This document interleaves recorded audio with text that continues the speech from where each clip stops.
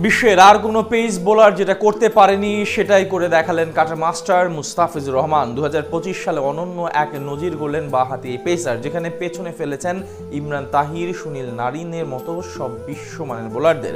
আধিপত্য বিস্তার করে উঠে পড়েছেন সবার শীর্ষে, সবাইকে পেছনে ফেলে। তবে কি এমন নজির গড়লেন মুস্তাফিজ, সেটাই জানবো রিপোর্ট।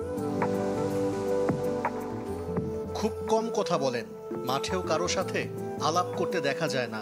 আজকাল উদযাপনটাও কমিয়ে দিয়েছেন, কিন্তু দলের একের পর এক সাফল্যের নেপথ্যের কারিগর হয়ে থাকছেন মুস্তাফিজুর রহমান, বাংলাদেশের ক্রিকেটের unsung hero. Cutter master Satkhira সাইনাইডের পর আরও একটি পদবি যুক্ত হয়েছে মুস্তাফিজের সাথে, king of death overs. Shakib Al হাসানের সমান ১৪৯ উইকেট নিয়েছেন, যার মধ্যে ৭৬ উইকেট ডেথ ওভারে।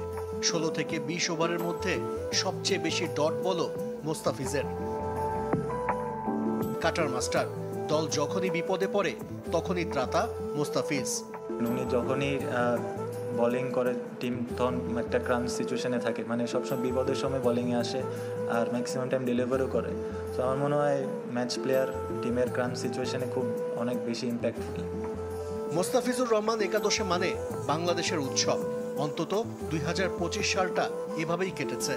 চলতি বছর যে ১১ টি-20 খেলেছেন দ্য ফিজ, টাইগাররা হেরেছে মাত্র এক ম্যাচে। এশিয়া কাপেও আলো ছড়াচ্ছে কাটার মাস্টার, ৪ ম্যাচে ৭ উইকেট, ইকোনমি রেট ৭। তবে এখনো ম্যাচ সেরার পুরস্কার হাতে ওঠেনি। তাতে কি, নীরবেই যে দলের জয়ে অবদান রেখে চলেছেন মুস্তাফিজুর রহমান। কাটার মাস্টার, দল যখনই বিপদে পড়ে তখনই ত্রাতা মুস্তাফিজ। উনি যখনই বোলিং করে টিম তখন একটা ক্রাঞ্চ সিচুয়েশনে থাকে, মানে সবসময় বিপদের সময় বোলিংয়ে আসে আর ম্যাক্সিমাম টাইম ডেলিভারও করে। তো আমার মনে হয় ম্যাচ প্লেয়ার টিমের ক্রাঞ্চ সিচুয়েশনে অনেক বেশি ইম্প্যাক্টফুল। মুস্তাফিজুর রহমান একাদশে মানে বাংলাদেশের উৎসব। অন্তত ২০২৫ সালটা এভাবেই কেটেছে। চলতি বছর যে ১১ টি-20 খেলেছেন দ্য ফিজ, টাইগাররা হেরেছে মাত্র এক ম্যাচে। এশিয়া কাপেও আলো ছড়াচ্ছে কাটার মাস্টার, ৪ ম্যাচে ৭ উইকেট, ইকোনমি রেট ৭। তবে এখনো ম্যাচ সেরার পুরস্কার হাতে ওঠেনি। তাতে কি, নীরবেই যে দলের জয়ে অবদান রেখে চলেছেন মুস্তাফিজুর রহমান।